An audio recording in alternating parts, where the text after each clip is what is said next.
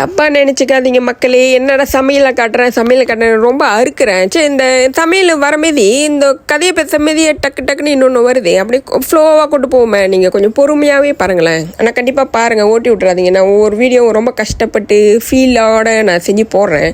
ஹாப்பியாக இருப்பீங்கன்னு தான். ஓகே, நான் இந்த பார்ட் 1 பார்ட் 2ல் விடுபட்டதை இங்கே முடிச்சுக்கிறேன். நம்ம பிள்ளைங்களை பற்றி பேசணும்ல. ஸோ பிள்ளை இல்லாதீங்க இருக்கிறது அப்படிலாம் நினைக்காதீங்க. நம்ம பிறந்ததே நம்ம வாழ்கிறதுக்கு.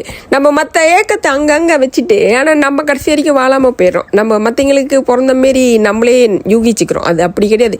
நம்மளுக்கு தான் பிறந்திருக்கோம். நம்ம வாழ்க்கையை வாழாமல் மற்றவங்களுக்காகவே வாழ்ந்துக்கிட்டு இருக்கோம். ஒரு நிமிஷம் எல்லாமே உட்காந்து யோசிச்சு பாருங்கள். அப்பாக்கள் பிள்ளைங்களுக்குன்னே உழைச்சி சாகுறாங்க. அம்மாக்கள் பிள்ளைங்களுக்குன்னே சேவை செஞ்சு சாகுறாங்க. ஸோ அவங்க பிறந்ததுக்கு என்ன அர்த்தம் இருக்குது? அப்படி தானே இருக்குது. ஸோ இது கிடைக்கிறதுக்கு வருத்தப்படாதீங்க. அப்புறம் இன்னொன்று இது உங்களுக்கு ஒரு பிள்ளை 2 பிள்ளை பிறக்க வச்சு வளர்க்க முடியும்னா அவ்வளோ மட்டும் பத்துக்குங்க. அளவுக்கு மீறி பத்துறாதீங்க. ஏன்னா இப்போ உள்ள விலைவாசியெல்லாம் பவுனு கணக்கில் இருக்குது. ஒரு பிள்ளைக்கே 1000 2000 நம்ம செலவு பண்ண வேண்டியது இருக்குது. ஏன்னா இது நான் அனுபவத்தில் பேசுகிறோம். ஏன்னா நம்ம பிக் பாஸ் 3 பிள்ளையோட போதும் அப்படின்ட்டு. அப்புறம் நான் தான் கேட்காம போய்ட்டு டாக்டரை போய் பார்க்கலாம், இங்கே போய் பார்க்கலான்னு இது சொல்லி கொஞ்சம் போய் டாக்டர்லாம் பார்க்க போயிட்டேன். அப்பயும் அந்த டாக்டர் கேட்டான், உனக்கு 3 பிள்ளை பத்தாதா? 1 கிலோ கோழி என்ன விலைக்கு விற்கிறான்னு அப்போ கேட்டான். இப்போ எங்களுக்கு தெரியுது அதோட அருமை. அதுக்கு அங்கிட்டு எங்கள் வாழ்க்கையே திசை மாதிரி எங்கேயோ போயிடுச்சு. ஏமா யாரோ ரூபத்தில் வருவான்னு பார்த்தா எனக்கு இப்படி வந்துருச்சு. ஸோ ஆனால் பிள்ளைங்களை நான் குறை சொல்ல. 5 பிள்ளைங்க ரொம்ப சந்தோஷமாக இருக்குது வாழ்க்கை. ஆனால் அந்த துன்பத்தில் கிடைக்கிற இன்பம் அதை தான் எல்லாமே வாழ்ந்துட்டு இருக்காங்க. ஸோ துன்பத்தில் சூப்பரான இன்பம் கிடைக்குது. ஆனால் ஓவரால் நம்மளுக்கு பிரச்சனையே வரக்கூடாது, நான் சேஃப் ஜோன்லேயே இருக்கணும்னா நம்ம இதெல்லாம் பார்க்க முடியாத. ஸோ நம்ம குத்து கொடையெல்லாம் வாங்கி தான் சந்தோஷமாக இருக்கும். நம்ம சந்தோஷமே இந்த வழியில் தான் இருக்கும்னு நினைக்கிறேன். நீ உட்காந்தவங்களே நீ சந்தோஷத்தை தேட முடியாது. லக்ஸரியாக இருந்தாலும் சந்தோஷத்தை தேட முடியாது. அப்புறம் நம்ம எப்படி தேட முடியும்? சுற்றிடுவோம். நான் ஒண்டியும் ஒரே ரூமில் நான் பிறந்தேன், என் வாழ்க்கை அனுபவிக்கிறேன். நான் 60 வயசு வரைக்கும் நான் ஒண்டியமாக வாழ்ந்தேன்னா என்ன ஆகும் நினச்சி பாருங்கள். 0. திரும்பி பார்க்க யாருமே இல்லையே. அதுவும் இதுதான். அதான் நம்ம வாழ்க்கையை எப்படியோ போகுது. அதுக்கு மேலே எனக்கு சொல்கிற வார்த்தையும் இல்லை. ஏதோ கடவுள் நம்மளை மனிதர்களாக படைச்சாரு. ஏதோ நம்ம மனிதர்களாகி நம்மளே உறவுகளை உருவாக்கி ஏதோ ஓட்டிக்கிட்டே இருக்கோம் லைஃப். கடைசி காலத்தில் என்ன 4 பேர் நம்மளை அள்ளி போட இருந்தாலே போதும். ஏன்னா இப்போ உள்ள காலத்துக்கு நம்ம சாவ போகிற நிலைமையில நம்ம நிலைமை என்ன ஆகுதுன்னே 20-30 வருஷம் எங்கே நம்ம செத்து போயிடுறோம்.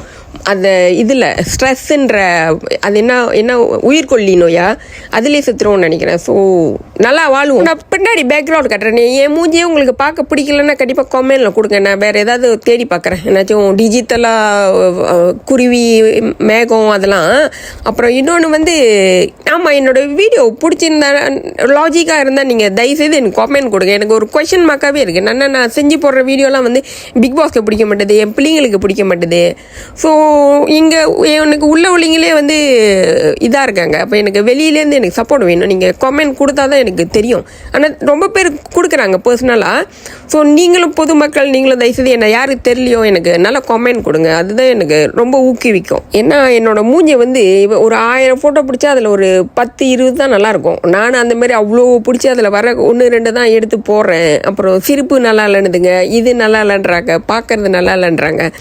அதனால் நல்ல வேலை நல்லா இருக்கிற ஃபோட்டோவே அப்படி இருக்குண்ணா. அப்புறம் நல்லா இல்லாத ஃபோட்டோ என்ன எவ்வளோ மோசமாக இருக்கும், என்னாலேயே அதை பார்க்க முடியாது. ஸோ நம்ம பிரம்மன் விதி இந்த பாட்டையும் என் மூஞ்சியும் தான் நீங்கள் பார்க்கணும். மாட்டுக்கு ஃபூட்டை காட்டுறனோ இல்லையோ இது 2ஐயும் நீங்கள் அடிக்கடி பார்ப்பீங்க. நான் வேணுமணிக்கே காட்டல, இப்போ தான் நான் கற்றுக்கிட்டு இருக்கேன். ஸோ அறியாத பிள்ளை தெரியாதமாக பண்ணுறாங்க. நீங்கள் மன்னிச்சிக்கிங்க, கொஞ்சம் சகிச்சிக்கிட்டு பாருங்க என் வீடியோவை, சப்போர்ட் கொடுங்க. கவலை யாருக்கு இல்லை, அதை கடந்து போகணும் மெல்ல, ரெக்கைய விரிச்சு செல்ல ஒரு வானம் மாறினேன் மெல்ல மெல்ல, ஆனந்த கண்ணீர் மட்டும் இந்த கண்ணோடு வரும் சோகம் ஒரு மேகம், அது சொல்லாமலே போகும் என்றும் சந்தோஷம் தான் வானம்.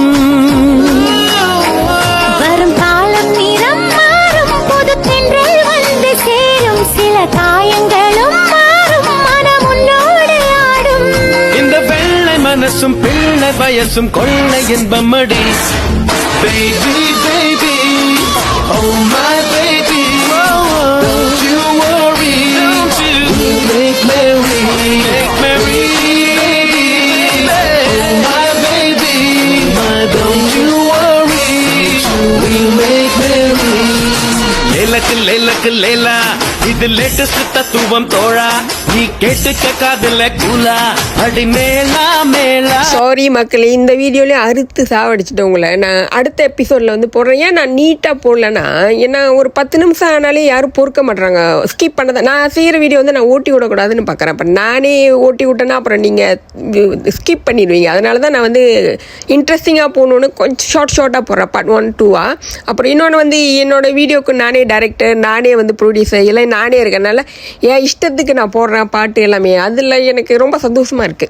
அடுத்த எபிசோட் கண்டிப்பாக சமையலோட தான் தெறிக்க விடுறோம். இன்னொன்று வந்து நான் பார்த்ததில் வந்து என் வீடியோ ரொம்ப ஸ்லோ மோஷனில் விட்றேன்னா, அது உங்களுக்கு ரொம்ப போரிங்காக இருந்துச்சுன்னா நான் சொல்லுங்கள், வேகமாக ஓட்டி விட்றேன். இல்லைன்னா வேறு மாதிரி ஏதாச்சும் பண்ணலாம் உண்மையால. ஏன்னா அதே மூஞ்ச வந்து ஸ்லோ மிஷின்லாம் பார்த்தா கடுப்பாக தான் இருக்கும். நல்லா இருந்துச்சுன்னா கை தூக்குங்க, நான் அப்படியே கண்டினியூ பண்ணுறேன். எனக்கு பார்க்க நல்லா இருக்கு. பெண்ஜாதியை தவிக்க விட்டு பேயாட்டம் ஆடுது, பெண்ஜாதியை தவிக்க விட்டு பேயாட்டம் ஆடுது, பித்தாகி என்னை சுத்தி கைத்தாளம் போடுது. அழகான பொண்ணு நான், அதுக்கேத்த கண்ணுதான், அழகான பொண்ணு நான், அதுக்கேத்த நேரம்